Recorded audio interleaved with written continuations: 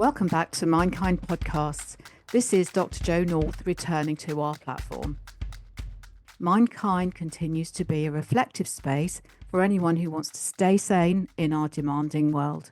Our intention is to inspire, motivate and inform people of all ages interested in mental health and well-being. I'll be drawing on 35 years of practice as a psychotherapist, and we'll be looking at research and therapy along the way and talking with other experts in the field so we can draw on their skill. Nothing in this podcast is intended to cause you shock or surprise. If you think a subject is going to cause any triggering to any conditions that you have, please don't listen and just choose another podcast of interest. If you happen to be in a podcast and something in there triggers some kind of anxiety or stress for you, please switch off straight away and contact your mental health professional. If something affects the mind, we'll be talking about it. So let's get on with today's podcast. Hi, here's me, Jo North, with the things I'm learning from my diary that I write every day.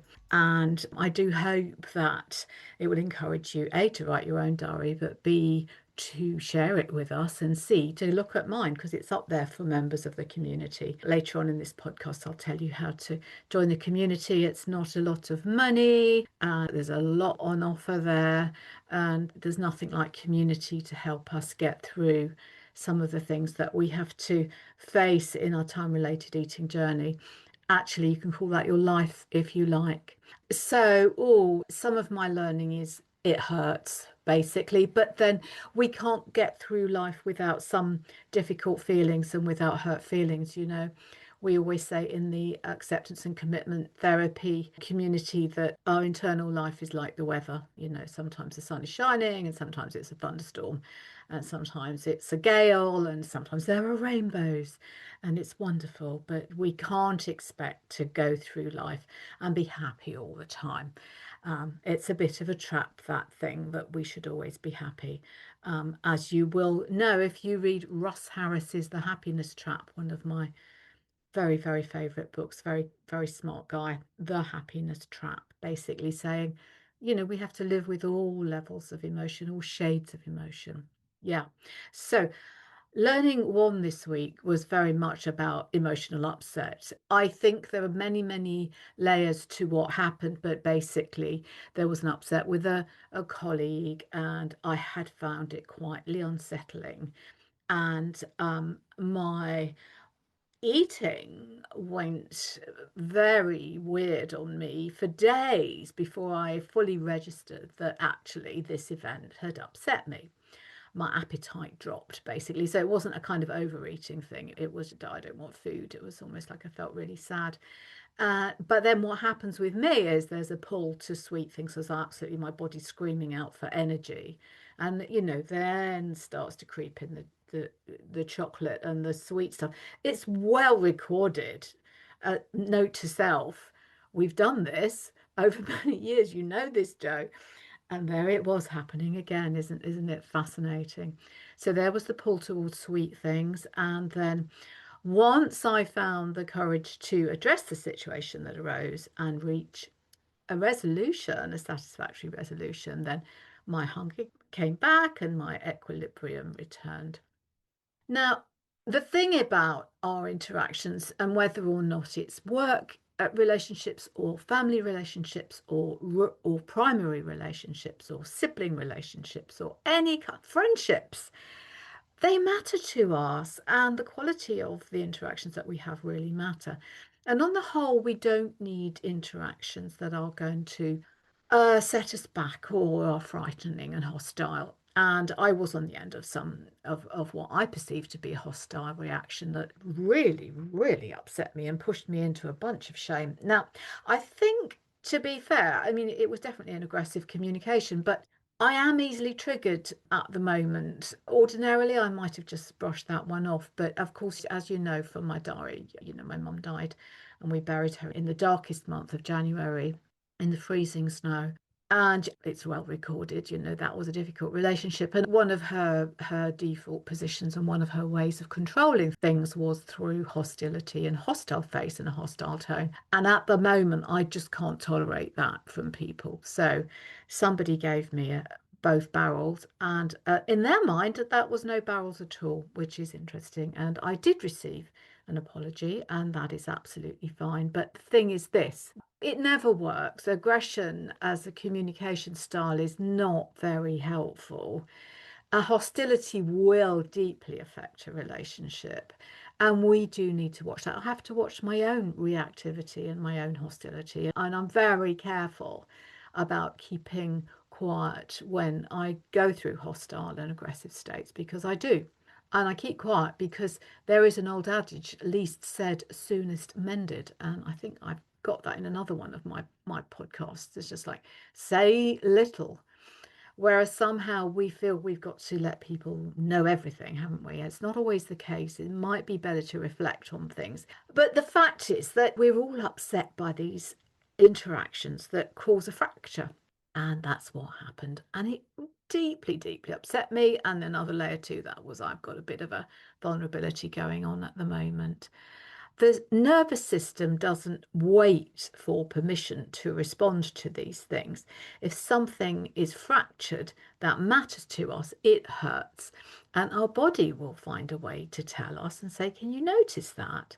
And we might not listen, but my body took about 4 or 5 days for me to say, oh, that really hurt me. What was that about? And it got me very confused. Anyway, unresolved emotional upset speaks through the body and then through our food choices. And there I was, down the honey pot. Fortunately, pulled myself back from that. I didn't overeat. I just was going down that sugar and I noticed it. And that's what we're all about at Foodsane, is notice what's happening. You will fall into these holes in the road and you will keep falling down them until you keep noticing them. Oh dear, what a week. So, the other thing that I have been reflecting on this week, which is kind of a bit more wonderful, and that is celebration. So, celebration eating is not the enemy, and the body knows the difference. We are born to celebrate, and we are born to rejoice, and we are born to enjoy food. And of course, it was Easter over this particular week, and the Easter lunch that we had 12 family members around the table, and we really enjoy hosting that lunch. And to be honest, it's the family and the kids and chatting away that matters. Food is very, very nice. And one of the things that was particularly nice was that there was a hot cross bun pudding with custard being served. And I thought to myself, well, I'm having some of that. And it was the most enormous helping of pudding I have ever seen. And in my diary, you'll see that my husband said she won't eat that. That's too much for her. And I think actually he was hoping that he would get some because it was so delicious. And I think he had something like cheesecake. And anyway, I did eat all of that and it was absolutely delicious. And it did me so much good. My tummy said, that was so cool. Thank you so much. That is great. I don't want that very often, but it was so good to celebrate with that. And also on Good Friday, I had a nice thing. I had hot chocolate with cream on top and brandy in it. Now, that is indulgent, but I was feeling indulgent. It's the holiday, and we all deserve a break. And I am ordinarily, quite naturally these days, disciplined and controlled around food, because not because I'm restricting myself, but because it feels good to be disciplined and controlled.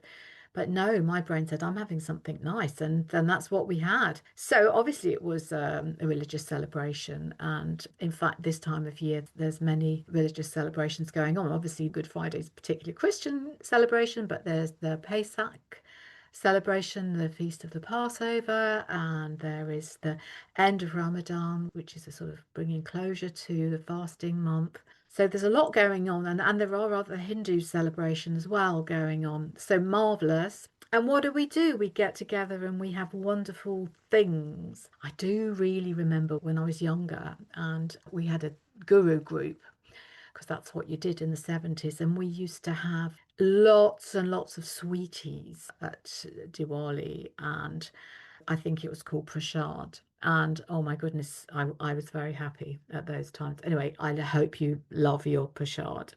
Anyway, my body handled it. I didn't put on weight. My body said that was good. Time-related eating isn't about bracing yourself through the celebrations. It's about being able to roar like a lion and say, well, I'm really going to enjoy this. And then returning naturally to your rhythm afterwards, because that's what makes the good times, the feasting, good, is that we come back to something more measured and disciplined. So I was not afraid of that pudding. And I can't wait for another one. I mean, I might even make one. And that's the beauty of right amount, right food, right time, and the joy of celebrating together. What could be more important?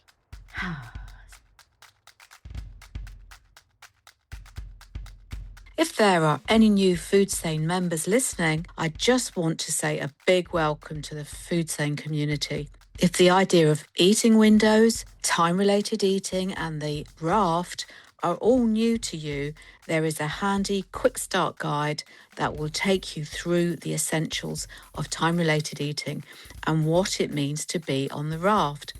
Just log in to your members area and the quick start guide is at the top there.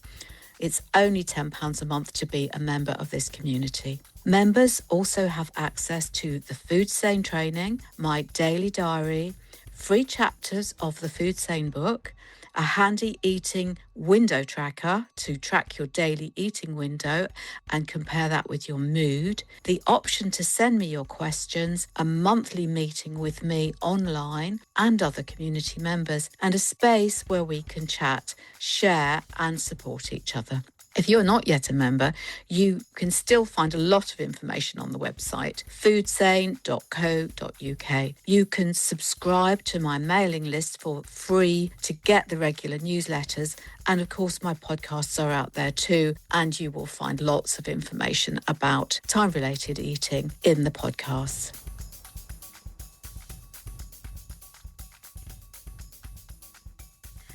And then learning number 3 for me this week was about my breakfast.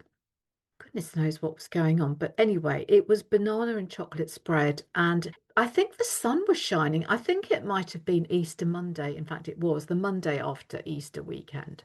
And I was still in party mood. And there was a banana on the side. And then there was some lovely bread. And there was some hazelnut chocolate spread. And I thought, oh, I'm going to pile those on. So I did, and that was quite nice, but actually wasn't as nice as my usual breakfast, which is super duper rye bread made with sourdough with sunflower seeds and chia seeds in it. And I've got to tell you that is, it sounds holy, doesn't it? But it's actually deliciously healthy and enriching and gorgeous. And I put Marmite and cottage cheese on it, and that is a crazy delicious breakfast. So my banana and chocolate and hazelnut spread didn't actually measure up in terms of flavour, but it in my brain was a treat. The problem with that is that within a couple of hours, I was really hungry. Whereas with my rye bread and cottage cheese and Marmite, and I also put some kimchi on there, I'm not hungry within a couple of hours. I am really, really nicely full for hours. And this is a very interesting RAFT piece of experimentation going on here, because 2 hours after my banana and chocolate spread, I wanted raspberry jam. My brain was saying, get that raspberry jam out. And I did, I think I did. I think I had some raspberry jam, and I thought that today's not going so well. But what I did was at lunchtime, I switched to a protein lunch, and I think I had some salmon and some cream cheese, and perhaps I probably had my rye bread. And then my body kind of got balanced out. That insulin spike, would have been like a piece of Toblerone, that chocolate that's like Swiss Alps, spike. And it needed evening out. So the protein and the oil and well-balanced carbs for lunch sorted that out. But wow, the thing was, it was the kind of hunger that I experienced. I know that I popped up to the garden centre and I was in pain with hunger. That's very, very interesting. That's the sort of hunger I used to get when I was on the 5-2 diet. That was a crazy extreme diet and it was too much for me. And I used to say, my tummy hurts. I'm so hungry. I was like a child. So the thing is this, you don't really want to get into that high sugar start to your day, unless you're having champagne for breakfast or something on Christmas Day or something like that. It's so there's no getting away from it. A high sugar start is an insulin spiking event. You will put on weight if you carry on with that. And the consequence of that is that super punishing hunger just a few hours later.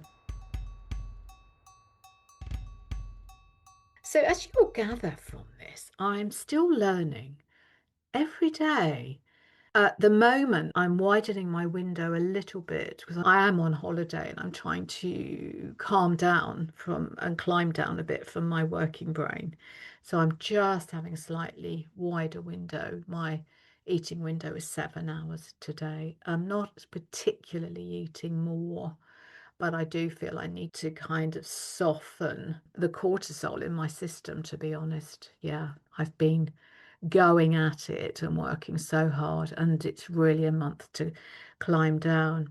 So there you go. Every day's a new day. However, what I can say to you is this: that was only a week of my life. I haven't overeaten. I have kept within reasonable eating windows. I haven't put on weight. I am feeling good. I do look good. I look healthy and well. So that's what we get out of our time-related eating. We don't get these extreme reaches of starvation. So what I would say to you this week is, until next week, keep sailing on your raft, right amount, right food, right time. And next week I'll be coming up with another whole bunch of learning.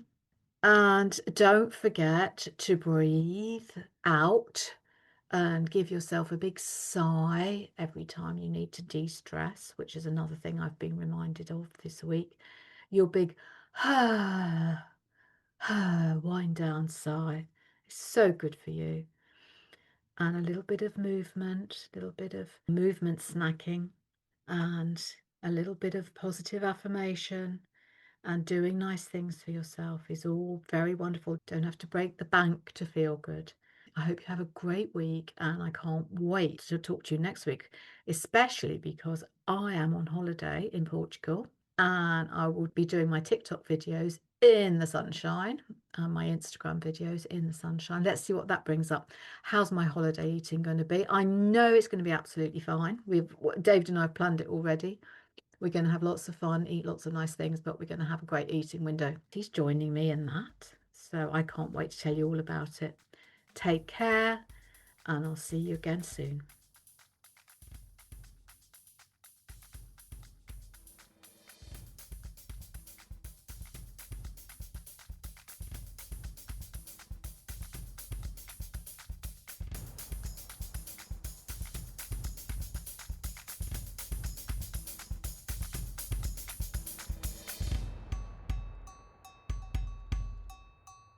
Thank you for listening. Check out the next episode on our platform. Don't forget, I'm a doctor of psychotherapy, not medicine or clinical psychology. My expertise lies in the field of applied psychology through psychotherapeutic models of practice. This podcast is not intended for diagnosis or treatment of any kind. If you are concerned about your mental health, do consult your doctor, who will guide you. If you are ever in a mental health crisis within the UK, dial 999. In all other parts of the world, check your mental health facilities or turn to someone who will support you.